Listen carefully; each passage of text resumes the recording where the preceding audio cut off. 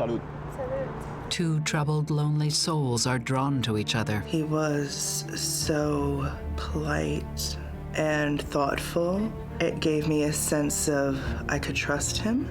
She was looking for the life that she always dreamed of. Hi, my name is Cristobal. Here's someone, immigrant, success story, someone that would be a pillar of the community. But when another man enters the picture, it unleashes unspeakable violence. He would turn into this monster like Jekyll and Hyde. Why did you do that? And I'm screaming and screaming and screaming. Their entire lives are going to be completely changed by this one afternoon. Love may be blind and marriage bliss, but divorce is murder.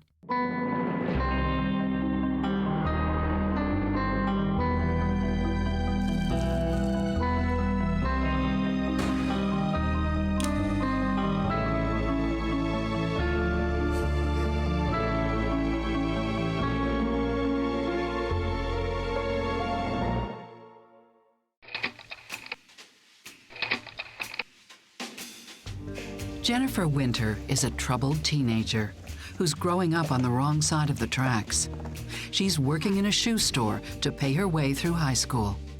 I didn't really have family.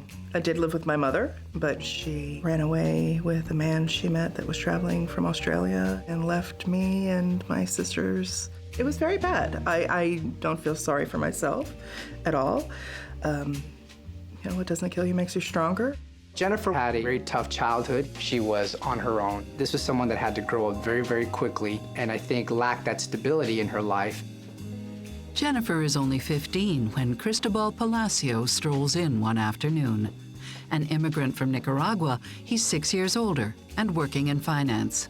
Cristobal came from a middle-class Nicaraguan family, and they were good people. A decent family, a working family here in Miami. He was in his early 20s and was already working at Citibank. My name is Cristobal. Cristobal was a bank investigator. His job was to investigate fraud claims within the bank. He was the guy that would fill out the police report whenever fraud claims were made by consumers on the bank. He carried a gun and all of that, and that was his job. Jennifer is charmed.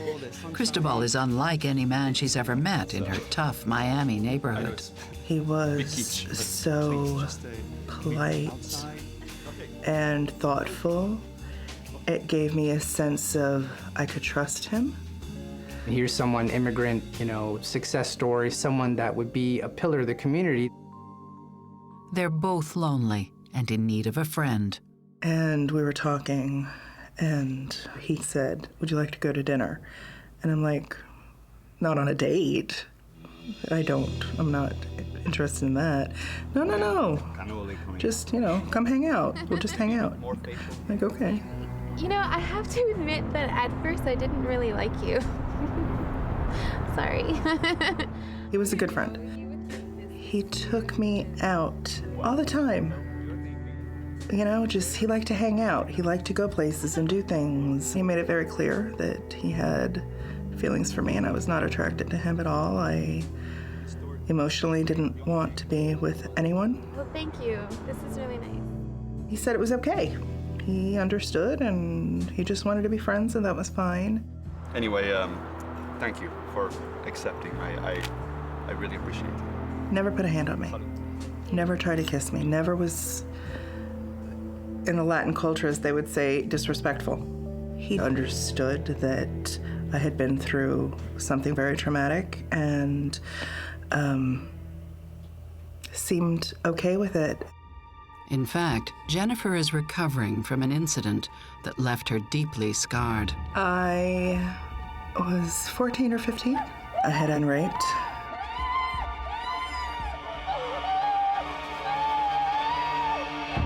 So I never really trusted men, I think, from that moment on. Psychotherapist Stacy Kaiser and forensic psychologist Brian Russell believe the rape would have had a profound effect on Jennifer. A rape at any age is violating and traumatic. But for a teenager whose identity is developing and they probably haven't had any sexual experiences, it could be truly impactful. It can cause problems that persist into adulthood because it can make it difficult for someone to know who to trust and who to form good, healthy relationships with in adulthood. I think it's really wonderful that Jennifer has met Cristobal because she's found a man that she can trust, someone that she feels like she can lean on, and she needs that. It could be good, but you want to beware of anybody who seems overly needy or overly interested in rescuing, because both of those personality types are often disordered. After 5 years, Jennifer and Cristobal have grown closer, and now, especially now, she needs a loyal friend. I started getting sick. At that point, it was severe, severe headaches. I mean, debilitating headaches. I couldn't even lift my head sometimes. Started developing very strange skin lesions, and my doctor had no idea what it was. I'm a little scared. They tested me for meningitis and dengue and a lot of other things, thinking maybe I had picked up something from a mosquito bite or something. My doctor told me, I have no idea what's wrong with you. She needed somebody to take care of her and to, help her out. Cristobal comes to the rescue. He told me, let me take care of you. I've got amazing health insurance. I'll put you on the insurance. I'll take care of you. And, we'll figure out what's wrong with you. The gratitude that I felt of thinking that this person cared so much about me. I thought he was just the sweetest person on earth. I really did. I made a key to a copy of the key to my house. Here's the key, and I know how you feel, so you have your own room. Jennifer craved the stability and the rock of this older man who was saying, listen, I'll take care of you. I will be the one that will give you the health care that you need in this time of crisis for you, in this time of health issues. With no one else to turn to and her health in decline, Jennifer agrees to move in with Cristobal. I'm not feeling well. He picked me up and took me there, and he took care of me. As Jennifer settles into her new home, she notices that something seems different about Cristobal. That was when he changed. It was night and day. It was instantaneous the second we were both living in that apartment. Jennifer. Have a good day. What are you doing? In his mind, he owned me. So he would literally lock me in and take the phone so I couldn't call anyone. I was a possession. I was at his beck and call. Joking, right? She started realizing that he was very controlling, very possessive. He put a deadbolt on the door that could only be opened with a key, and he had the only key. So he would literally lock me in and take the phone so I couldn't call anyone. He monitored her where she was at all times. If she was going to leave the apartment, he wanted to know where she was going, how long she was going to be there. Jennifer! Jennifer! If I had to go across the street to the grocery store, he would tell me, you have 15 minutes. 15 minutes starts now. In spite of everything, Jennifer needs Cristobal and the prison he's created for her. That was who he was, and that was how it was going to be. I think there's two possible scenarios going on here. One is that Cristobal feels very protective of Jennifer. She's not well, and so he wants to keep a good eye on her because he cares. And the second possible scenario is that he now sees her as a possession, that he feels like he owns her and he can control her. This is a relationship that's born of obligation, and Jennifer is likely to put up with a higher degree of control for a longer time than she should because of that sense of obligation, and Cristobal is likely to feel entitled to things from Jennifer because he's providing for her. This kind of controlling behavior raises a lot of red flags for me. A person who is controlling tends to escalate if they don't get what they want. And my concern is that if Jennifer doesn't conform, that Cristobal may get worse. Although the cause of Jennifer's illness is still a mystery, her health improves, for now. And she's also learning how to live under Cristobal's control. During that time, there were still times where we got along, and he was normal. I started learning, you know what? Why don't you go to the grocery store with me instead of being timed? She's only beginning to grasp how troubled he is. Cristobal was the black sheep of his family. He was, the one that always had the problems in the family, and the family was always, being called in to help him out.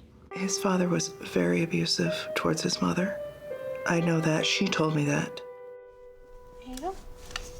It's your family, isn't it? Hey. Take that picture and put it in the garbage. She always said to me, I tried so hard to raise him to be good, but he didn't ever want to see his family. He would go months without doing anything but go to work and come home and sleep. It concerns me that Cristobal doesn't have a good relationship with his family or very many friends, because what it tells me is that he's very in need of someone, and Jennifer has become that someone. Somebody who was psychologically savvy might worry that he was suffering from some sort of depression. But my guess is that Jennifer's happy that he's quiet and leaving her alone, and she's okay with it. Cristobal seems to be quite socially isolated, and one of the negative repercussions of that can be that the person greatly overvalues one individual with whom they make a relationship, because that individual essentially represents all of their social support system. That may be part of why he's so controlling. It's all he has, and he doesn't want to lose her.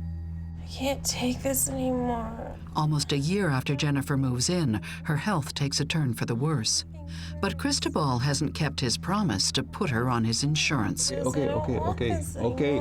There was this promise of, you're gonna get insurance and then we'll find out what's wrong with you, and just waiting. So at 21 years old, I didn't want to die. I didn't want to be blind. It was hard, and he knew it. There's a reason she can't be covered. They aren't married. I called before for the Palacio marriage license, please. And he said, fine, come on. And he takes me probably 3-4 miles away, and this is the courthouse. Sign it. You want your insurance? I'm gonna get your insurance. It was just literally walked up, want to get married? Give me your ID, sign this, okay, you're married. They become husband and wife on January 11th, 1995. Jennifer is 23 years old. Cristobal is almost 30. Now I could see doctors without having to beg him. Part of me felt like I had sold my soul. Thanks to her new health insurance, Jennifer finally gets a diagnosis. I have lupus? Oh my God. Lupus is an autoimmune disorder. Basically, my body's immune system is attacking my organs all the time. Do go into remission, and then that's why I would get a little bit better sometimes. Now that doctors can treat the problem, her health improves. So much so, she starts working again. To begin with, she works as a babysitter. Then she starts her own nanny business. I have clients that come to me looking for a good nanny and housekeepers, all of that kind of thing. Great. And so I try to match up people that I think will get along. The business is doing well, so she's feeling much better and much more powerful in her life. Slappy will be ready in an hour. Best of all, Cristobal seems at ease with Jennifer's growing independence. Their relationship has never been better. I felt like I had my friend back. We would go to the movies, we would go out to dinner, we would hang out. They would go for weeks at a time and everything would be fine. This unconventional marriage seems to be working out until Jennifer takes the relationship to the next level. I told him I want a baby. At that point, all hell broke loose.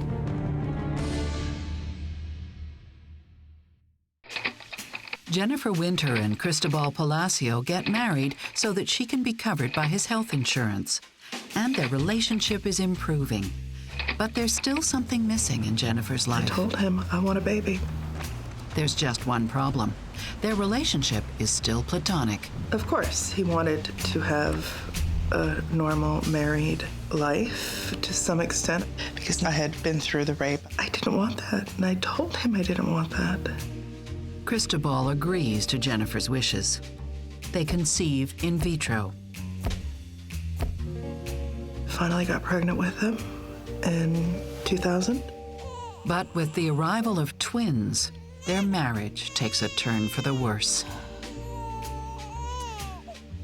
Cristobal, I need help. I need We need to hire someone to help me. The babies had been home for about a month and a half, and my lupus had begun to flare, and I was getting really sick. And I said to him, I need a little bit of help. I said, you're lucky enough that I'm buying them diapers and clothes. He said, if you think that I'm gonna spend money on hiring somebody to come and help you with something that you wanted and insisted on, you're crazy. I'll buy the diapers, I'll buy the clothes, but I am not hiring anybody to be the mother. You are the mother. Jennifer copes as best she can, but it's getting harder every day. Everything just got really bad after the kids were born. The controlling is getting worse, the quiet mood swings, that everything's just getting worse in the relationship at that point. But something has changed for Jennifer. As a mother, she finds she is less and less willing to give in to her husband. There was an incident when my son was about 10 months old. He was born severely cross-eyed, and we had to patch his eye to try to strengthen the muscle. And we were out one day, and he said, you're doing it wrong. Straighten out. My son is not going to be cross-eyed, okay? No, that's it. My son's not going to be cross-eyed. That's why I'm going to listen to the doctor. And he said, if that's my kid, you're going to do what I tell you to do. Don't you ever touch my son like that again. And that's it. And I said, no, I'm not going to do the wrong thing for my child. I'm going to do it the way the doctor told me to do it, and I don't care what you say. When the twins were born, it really gave Jennifer a sense of empowerment. It gave her the backbone to really stand up to Cristobal. Hello? I called the doctor the next morning, and I told him the whole incident. And the doctor's nurse called and said, your wife is doing it the right way. But what Cristobal does next is completely unexpected. He goes out and doesn't come back for days. That was probably the last weekend he spent with us. It was almost like having them drove him out in a way. It was almost as if he felt like I was tied down now and he didn't have to monitor me, because now I had these two babies all to myself. That where was I going to go? What was I going to do? I had these children, and almost like they were little leashes holding me down. Cristobal never explains where he goes during his absences. We would go days without seeing him, days. And then as the children got older, it would be almost weeks without seeing him. Cristobal's rarely home at that point. It's just her and the kids. When he is home, there's nothing but, fighting and discord. I know he had a girlfriend, at least one. He would sometimes come in at 3 o'clock in the morning, take a shower, maybe sleep for an hour or two, and be gone by 6. Why were you home so late last night? Because I was working. You were working? Mm-hmm. Really? I didn't care. It was peaceful. Happy birthday! As the kids get older, Cristobal's absences seem like a blessing. It was almost like we had our freedom. We had our little way of doing things, and we were happy. Perfect, good! Jennifer feels comfortable. She feels, okay, he's gone. I can kind of do my own thing. He can do his own thing. And things sort of just were there in limbo in sort of a coexistence. You want to get 3 colors the same. As part of their routine without Cristobal, Jennifer plays online computer games with the children. So my children were probably 3 or 4 and had started playing an online game. My son is autistic, and the computer really was amazing with him. It brought him out of a shell, and so I encouraged that.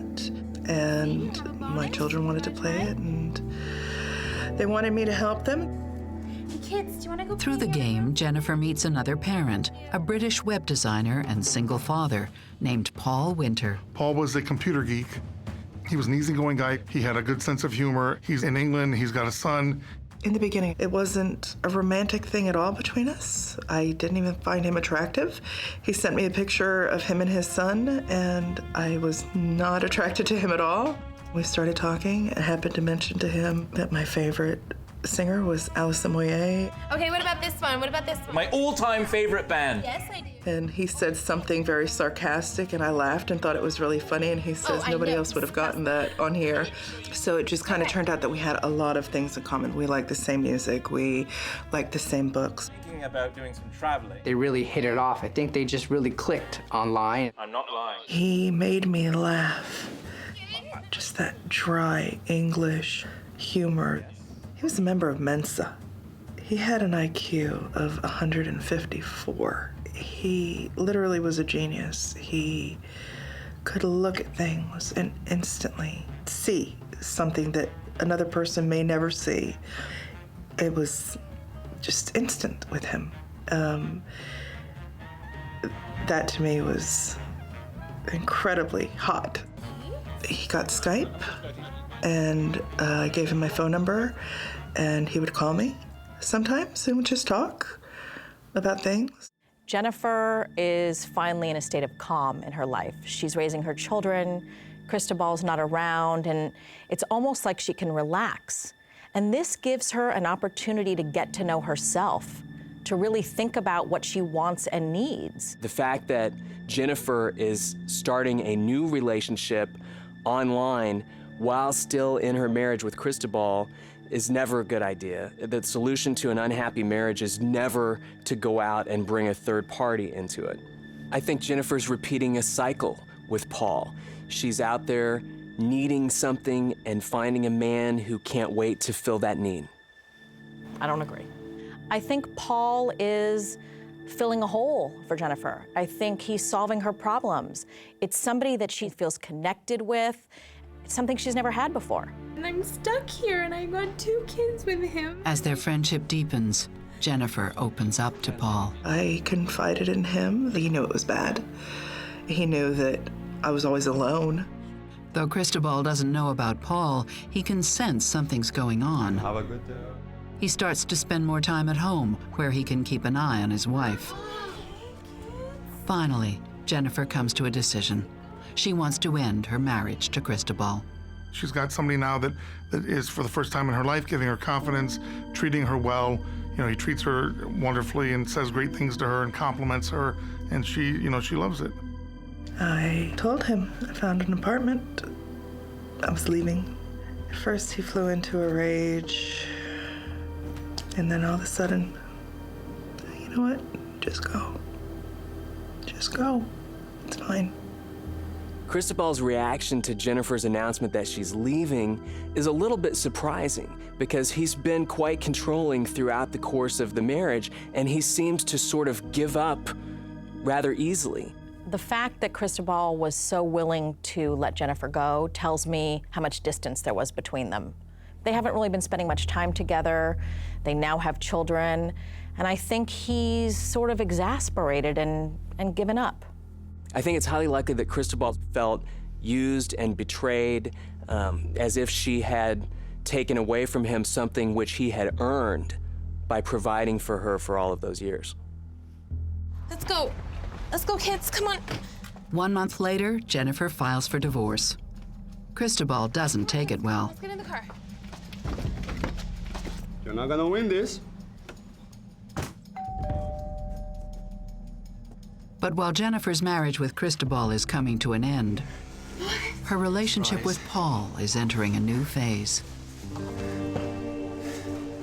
He called me and told me that he was coming to see his father, and he was going to fly into Miami. I had to see you. I was in Florida anyway, and I thought I'd... What do you... Well, I don't even know what to say. I know. It was just a little weird. I was so nervous, and I wasn't expecting him to kiss me, and he did, and it was like, okay. Jennifer soon realizes she's falling hard for Paul, and he feels the same way. I got more comfortable around him, and eventually, yeah, there was a little spark when he would kiss me, and it just kind of It was nice. Their relationship really blossomed quite quickly.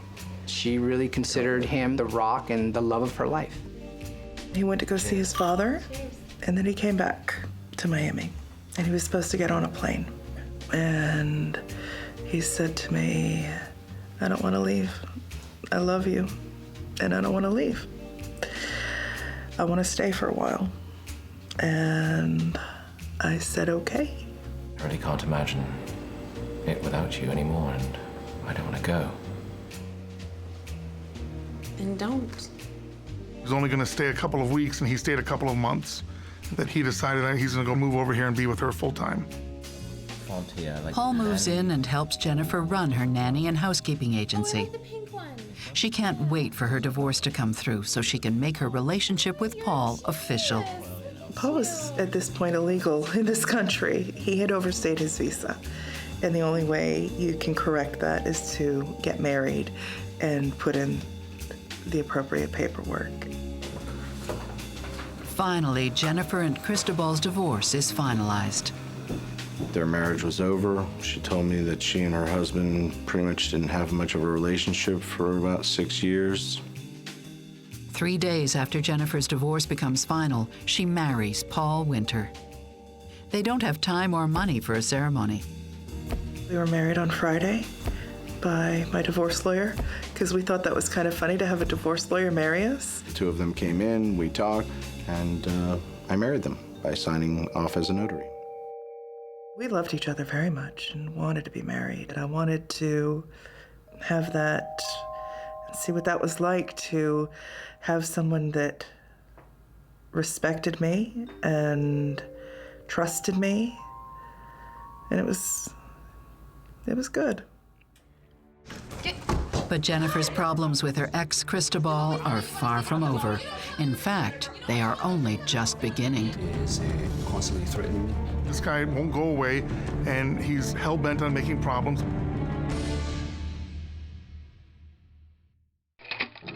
Jennifer and Cristobal Palacios' divorce is finalized. She hopes to put their troubled past behind her as she moves in with her new husband, Paul. She's elated. This is everything she's wanted in life. She finally has a good relationship. She has her 2 kids that she adores. She has a career that's going well. Her life was finally coming together.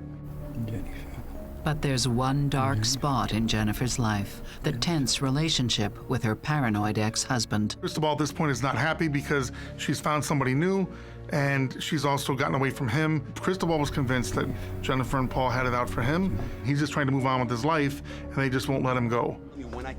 Don't tell me what to do. Soon, they're arguing regularly over custody of the children. Despite years of neglect, Cristobal now jealously fights for time with the kids. Jennifer, I want my kids on the side. We're gonna settle this in court. We'll settle it in court. The custody situation was always very, very tumultuous between them. It really devolved into bitter infighting about, you're late, where are we gonna pick up the person, where are we gonna pick up the kids today? Jennifer and Cristobal were taking turns taking the other one to court. So if one didn't like something the other one did, they'd go to court and have a judge settle it. They were spending a lot of money on lawyers at that point. Cristobal has never cared about his kids before. And I think that the reason he cares now is because he wants to hurt Jennifer.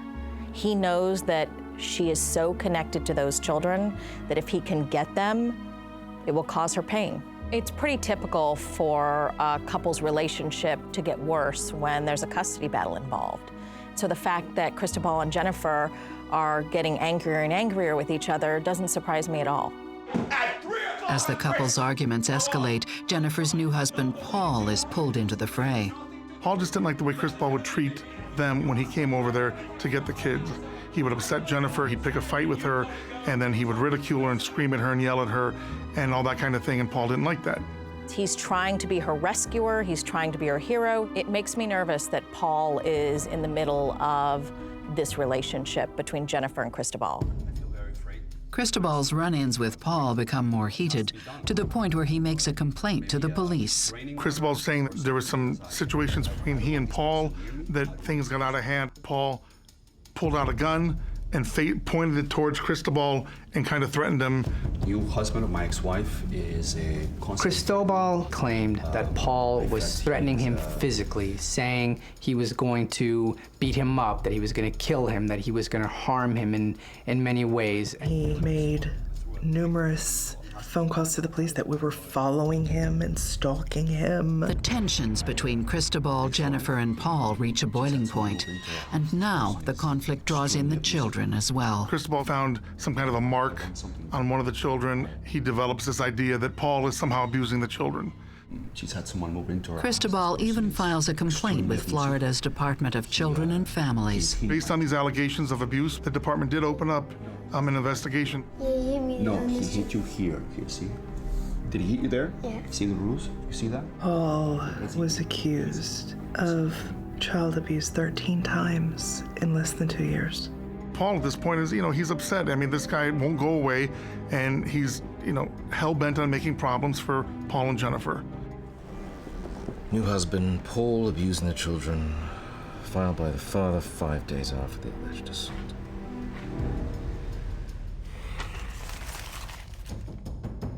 It's been exactly 2 years since Jennifer decided to leave Cristobal, and relations are worse than ever. Things come to a head one weekend in 2008. It's Cristobal's turn to get the kids, but Jennifer believes she should have them. That weekend was Jennifer's birthday, and she normally had the kids on her birthday. They both show up to pick the children up. Jennifer shows up and Cristobal shows up at the school. This is my birthday, and I asked you 3 weeks ago. And I said, no, it's my day. I get to have him. And then he started trying to rip the backpack off of my arm and said, we're gonna do homework, we're gonna do homework, give me the backpack. The kids are starting to get upset because these two are fighting again, and at some point, Jennifer ends up with, the backpack and the kids. Cristobal leaves empty-handed that day. Yay! That evening, Jennifer celebrates. She's 37 years old. But she and Paul are anxious about the conflict with Cristobal. Paul, at this point, says to her, listen, we don't need any more trouble with this guy. Why don't we just let him have the kids today, and we'll celebrate your birthday next weekend? So Jennifer called him up. What do you want me to do? And he says, bring them back tonight. And he hung up. That was it. So we had been originally intending to take the kids out for dinner, maybe go down to the Keys for the evening. So it turned into, we'll drop them off and then we'll go see a movie. And where we had to drop the children off was probably 4 blocks away from our movie theater. Hey, kids! Parked on the street, the children got out of the car and went up to the door and knocked on the door and rang the doorbell and waited a few minutes. But something's not quite right. He didn't answer the door. Nobody answered the door. Both his car and his girlfriend's car were there. Okay, well, my daughter turned around and looked at me like, what do you want me to do, Mommy? I got out and went and rang the bell. I gave each of the kids a kiss on their head and said, just hold on. Come on. But it doesn't take long before the unimaginable happens. Why are we doing my Chris? Look, you are not the father. And I'm screaming and screaming and screaming.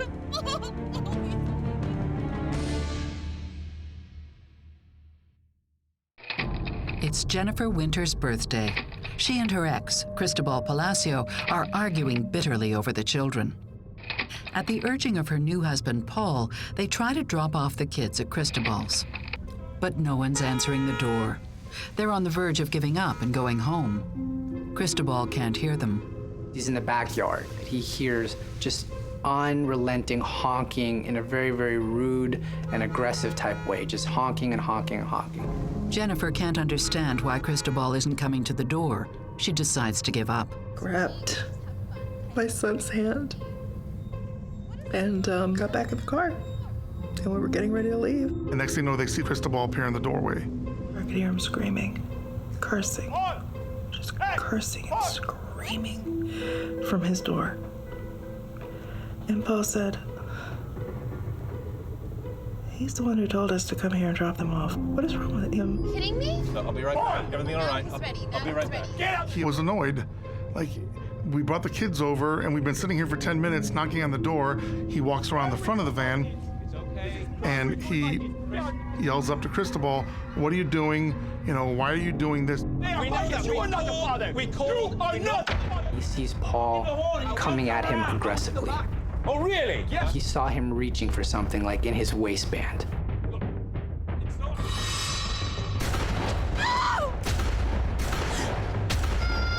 He was in fear for his life, so he had to open fire preemptively to save his own life. There were 8 rounds that were fired, and all but one, I believe, made contact. No! Why did you do that? And I'm screaming and screaming and screaming. Chris, what's happening? Cristobal's girlfriend saw that there was some sort of altercation. She just heard the gunshots. Do something! What's the matter with you? By the time she dials 911, Paul is already dead. Archie, what's me? You shot him? You coming after me in my house. My wife's husband. The detectives took him back to the Homicide Bureau, and they interviewed him. Detectives find Cristobal surprisingly cooperative. He was charging, he was screaming, he was swearing. I was saying, Paul, calm down, calm down. He gives a voluntary statement to the homicide detectives that are investigating the murder. There's no disputing what happened. He shot him. He completely takes responsibility for shooting Paul. I'm not surprised at all that the growing tensions between Paul and Cristobal ended in violence. Some people become violent and aggressive because they're angry and confrontational, like Cristobal. Other people could become violent and aggressive out of protection, out of defensiveness. And so either of these two people would be capable of harming someone, even though they're coming from two totally different places. Cristobal probably felt that Paul had what was his and had taken it from him to some degree. And Paul probably felt like he needed to step up and be knight in shining armor for Jennifer. That can be a volatile combination of people. I was saying, Paul, calm down. As detectives interrogate him, Cristobal insists he had good reason to shoot Paul, self-defense. This guy lives with my children. I was afraid he was... Cristobal said that he, at that point, felt in fear because Paul was advancing on him in a threatening manner. He said Paul had a gun or a knife or something and was running at him. He felt like he had no choice but to pull out his gun and to fire it. Cristobal's story seems watertight, but this case is anything but. This is not a whodunit. We knew who shot him. The question became, was he justified in doing it? I didn't mean to do it. With his right hand, he reached behind him. And I knew. I knew.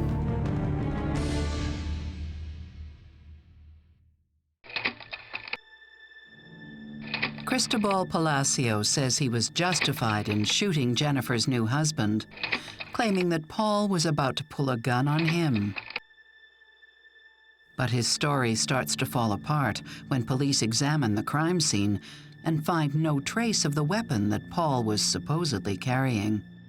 No gun was ever recovered from Paul's body, whether at the morgue, whether at the autopsy, at the hospital, at the scene. Paul wasn't armed. He did not have a weapon. But even more incriminating is the account by Jennifer and the kids, who witnessed the entire thing. Paul got out of the car. The intent was to say, you told us to be here. Look, Chris. This is my time with my kids. Chris. My time with my kids. They are not... Paul, he was just walking on the driveway in an attempt to try to get the kids into the house. He saw Paul, and he smiled, like he had just won the lottery. He stopped and he lifted up his shirt with his left hand, and with his right hand he reached behind him. And I knew. I remember screaming, oh my God, Paulie's got a gun. And Cristobal opens up and just unloads a volley of gunfire. He's firing as he walks, and he walks right up to Paul and fires at him, and then even shoots him a few times while he's laying on the ground. Basically, the twins were right there watching as their father came out shooting at their stepfather. Cristobal shoots Paul 9 times. One shot blew off Paul's finger. One of the shots severed Paul's spine, so even if Paul had survived this shooting, he would have been paralyzed. One of the shots was through the heart. By the time Jennifer reaches Paul, he's dying. Tried doing CPR, tried to get him breathing. And as I lifted up Paul's shirt to try to look, I knew it was pointless. Paul's wounds were fatal. There was no way he would survive. Cristobal tells detectives that Paul had been threatening him for months and that he had reported the threats to police. But these reports were never substantiated. Detectives also learn about Cristobal's allegations that Paul was abusing the children. My daddy told me to say that. None of them were ever found to be true. There was never any, any proof to corroborate these allegations. We hired a nanny, and the nanny was there. If I had to go out or had to go meet a client, the nanny was there, and there was always someone. It was just to be able to say, no, that never happened because so-and-so was here. Ultimately, the Department of Children and Families realized that the kids were being coached and that they were being told to say this and told to lie, basically. They deemed the allegations as not being credible. I think that Cristobal was planning to shoot Paul at some point for quite a while and was making these false allegations so that he would have some kind of a plausible self-defense argument to make when it happened. I really think that Cristobal had 2 things in the works. First of all, he wanted to destroy Paul's reputation and image. Secondly, he was setting up an explanation for why he might need to shoot him, that he was retaliating, that he had been hurt, and that this was a bad man that he was killing. At the heart of virtually every sociopathic act is narcissism, a sense of entitlement to indulge the self at the expense of others. And so I think what we see coming out of Cristobal is a sense of entitlement to avenge what he probably actually believed was a huge betrayal of him by Jennifer and by Paul. Turns out it's not the first time Cristobal has pulled a gun on someone. He's also pulled one on Jennifer.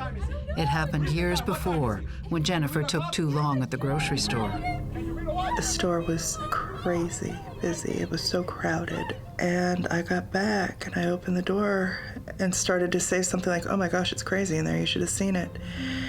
And he slammed the door behind me and he grabbed me. That was the first time he ever hit me. And I was just shocked, so shocked.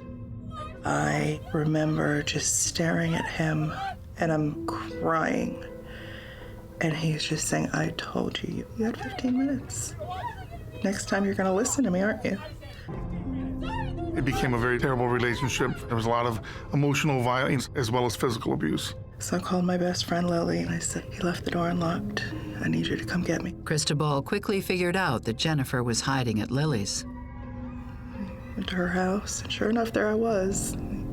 Pulled out that gun he carried for work. Pointed it at her mother, pointed it at me.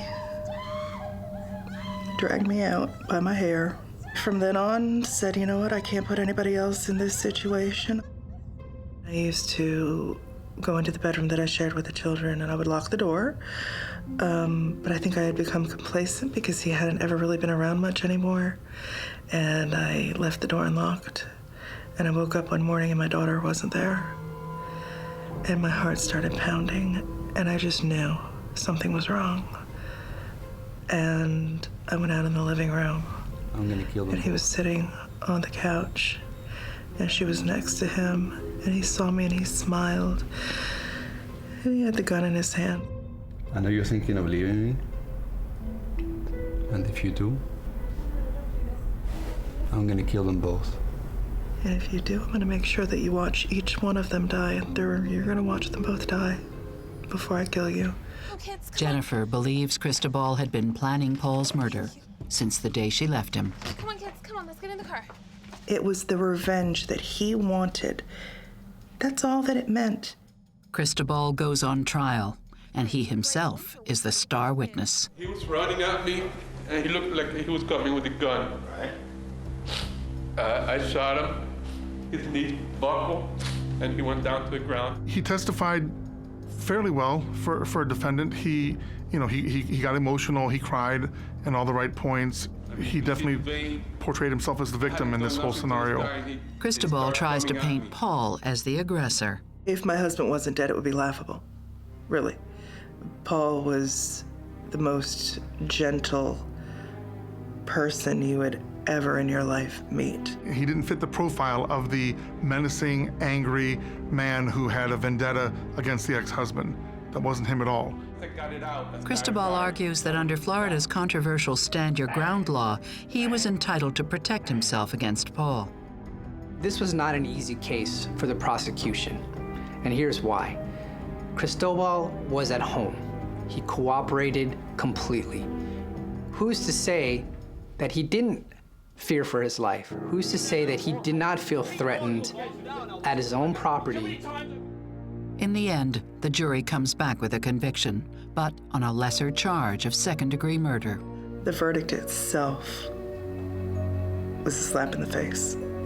He committed murder, cold-blooded murder, in front of children. And that's all he got? He was sentenced in the end to 45 years in prison, and he was given a 30-year minimum mandatory sentence. So he'll do at least 30 years plus a good chunk of the final 15 years. Paul Winter leaves behind a young son in England and a grieving family in Miami. Paul came here because he thought he found the right woman, and got together with her and was basically just living his life over here. So he got killed over what that day? I'll always remember, but I don't cry. My husband lost his life, but my children and I gained our safety and our freedom, and we're so thankful to Paul for that. He gave us the ultimate gift. There are days that I'll hear a song and I'll go, oh, and he's not there. It doesn't go away. It doesn't stop. I miss Paul a lot.